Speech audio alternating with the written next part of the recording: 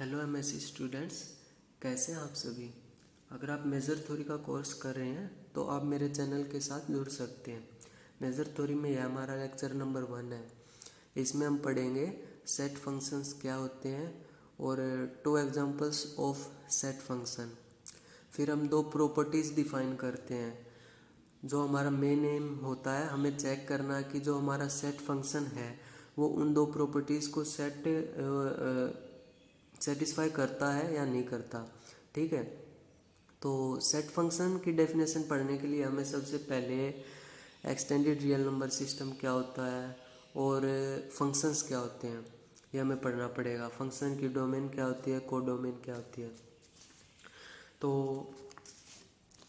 जो हमारा real number system होता है वो क्या होता है, ये होता है, ठीक है, -∞ टू +∞ ओपन इंटरवल। जो हमारा एक्सटेंडेड रियल नंबर सिस्टम होता है वो क्या होता है कि हम इसमें 2 एलिमेंट्स और ऐड कर देते हैं जिनको हम इन्फिनिटी और -∞ से रिप्रेजेंट करते हैं। ठीक है, तो एक्सटेंडेड रियल नंबर सिस्टम क्या होता है कि रियल नंबर्स में हम 2 न्यू एलिमेंट्स ऐड कर देते हैं। इसको हम बोलते हैं एक्सटेंडेड रियल नंबर सिस्टम और इसको हम आर स्टार से डेनोट करते हैं। ठीक है, तो अभी हम पढ़ेंगे फंक्शन क्या होता है। फंक्शन बेसिकली सेट्स पे डिफाइन होता है। जैसे कि हमारे पास 2 सेट हैं, एक x और एक y। ठीक है, तो हमारा फंक्शन क्या होता है, फंक्शन होता है एक रूल जो x के हर एक एलिमेंट को y के एक यूनिक एलिमेंट से मैप करता है। ठीक है, और ये जो हमारा x सेट होता है इसको हम बोलते हैं डोमेन ऑफ f। ठीक है, और इसको बोलते हैं y को कोडोमेन ऑफ y। ठीक है, तो अभी हम पढ़ेंगे सेट फंक्शन की डेफिनेशन। सेट फंक्शन क्या होता है। बेसिकली जो सेट फंक्शन होता है वो एक फंक्शन होता है जिसकी डोमेन होती है रियल नंबर के सबसेट्स एंड कोडोमेन होती है non negative real extended value. ठीक है, तो let A be a collection of subsets of R. हम क्या कर रहे हैं, जो हमारा रियल नंबर्स का सेट होता है उसके सबसेट्स की कलेक्शन उठा रहे हैं।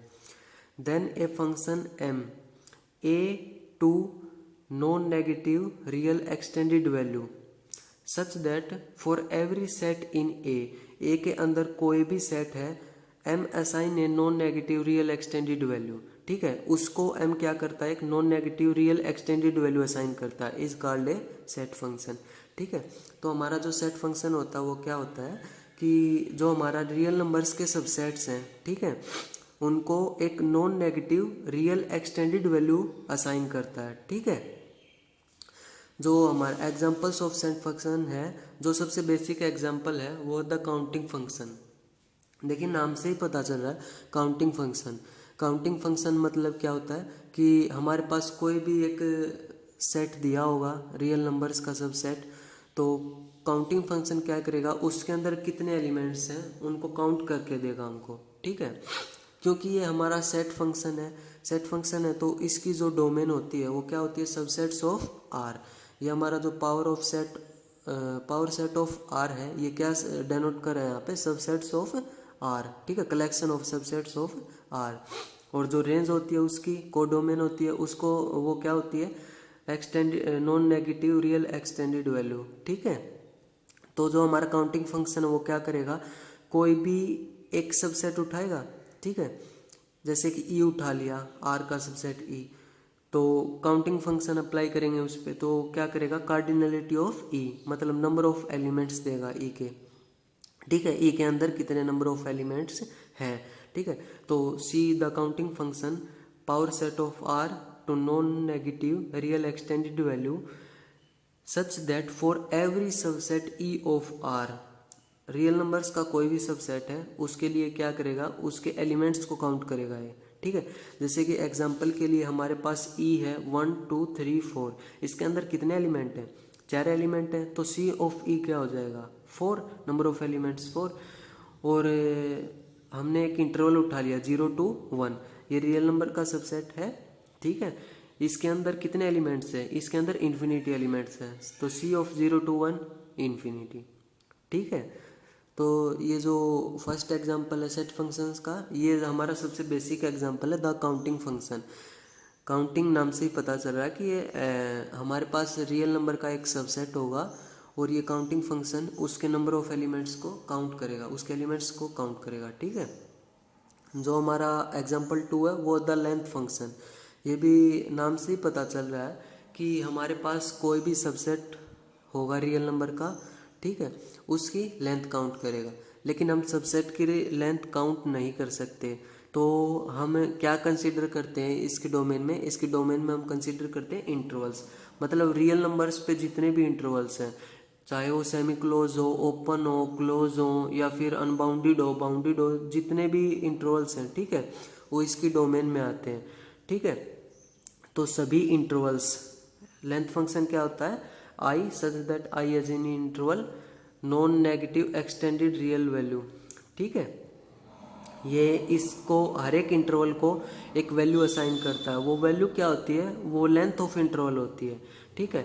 सच that for every interval I in R, R का कोई भी इंटरवल है, अगर हम उस पर एल अप्लाई करेंगे तो क्या वैल्यू देगा, B minus A, where A and B are end points of आई।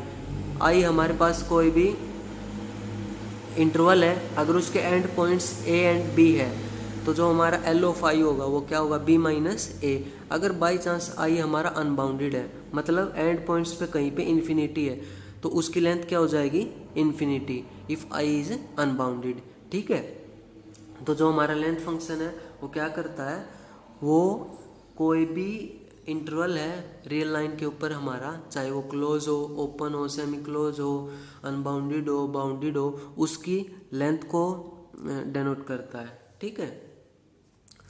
जो सेट फंक्शन है उसका एग्जांपल नंबर 3 है, वो है लीबेस आउटर मेजर, ठीक है। तो ये जो फंक्शन है ये हम लेक्चर नंबर 2 में डिस्कस करेंगे।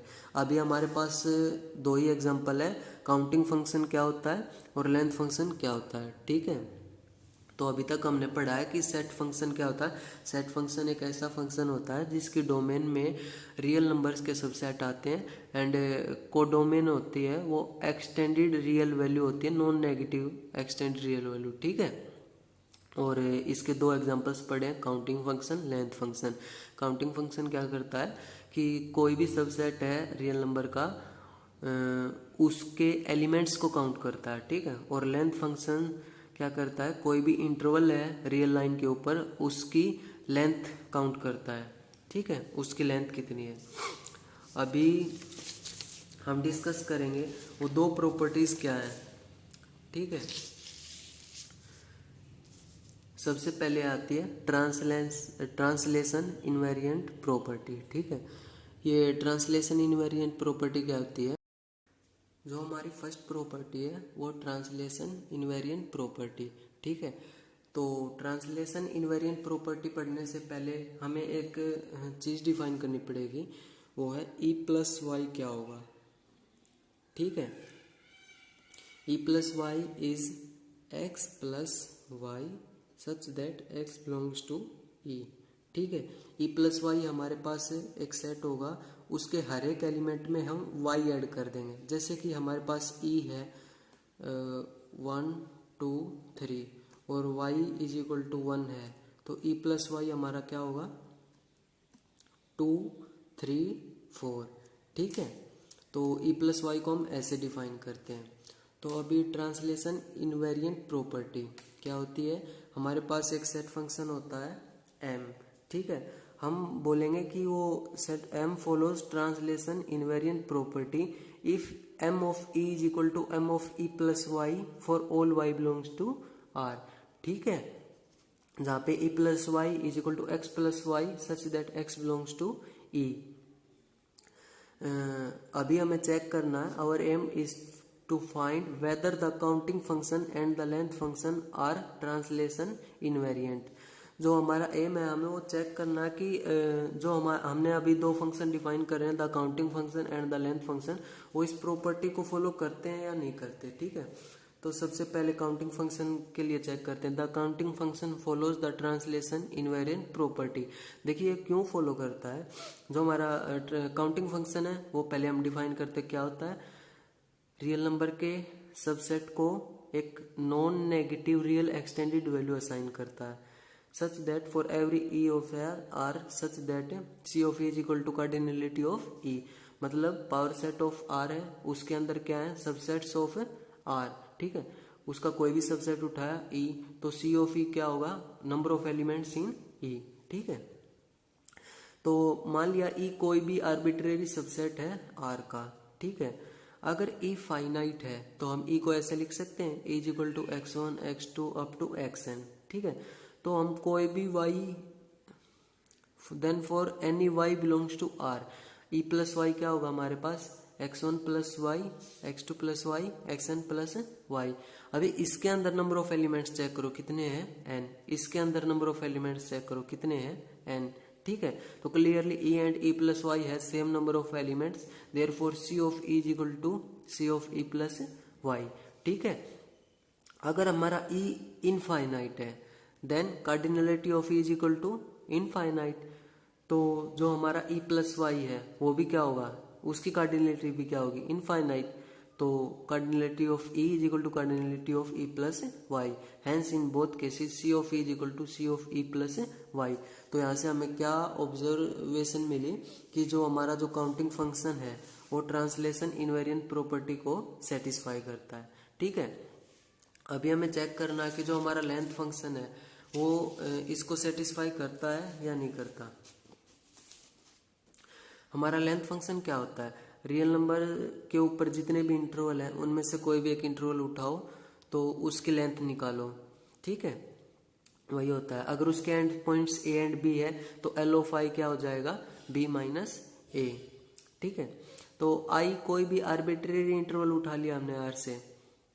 ठीक है, with end points A and B, तो आई प्लस सी क्या होगा, आई प्लस सी भी इंटरवल होगा आर का I with end points A plus C and B plus C. देखिए हमारे पास कोई भी इंटरवल है जैसे कि 1 एंड 2, अगर हम यहाँ पे सी को मैं 3 ले लूँ, ठीक है, ये हमारा आई था, तो आई प्लस सी क्या होगा, आई प्लस सी होगा 4 5। ठीक है, आई प्लस सी को हम ऐसे डिफाइन करते हैं यहाँ पे। तो जो हमारी लेंथ ऑफ आई है उसके एंड पॉइंट्स क्या है, ए एंड बी है, तो लेंथ ऑफ आई क्या होगा, बी माइनस ए। और जो लेंथ ऑफ आई प्लस सी है उसके एंड पॉइंट्स क्या है, बी ए प्लस सी बी प्लस सी, यही होंगे ना एंड पॉइंट्स। तो अगर हम इसकी लेंथ निकालें आई प्लस सी की, क्या होगी, B plus C minus A plus C, that is B minus A. ठीक है, तो L of I is equal to L of I plus C. तो जो हमारा लेंथ फंक्शन है वो क्या करता है, ट्रांसलेशन इनवेरिएंट प्रॉपर्टी को सेटिस्फाई करता है।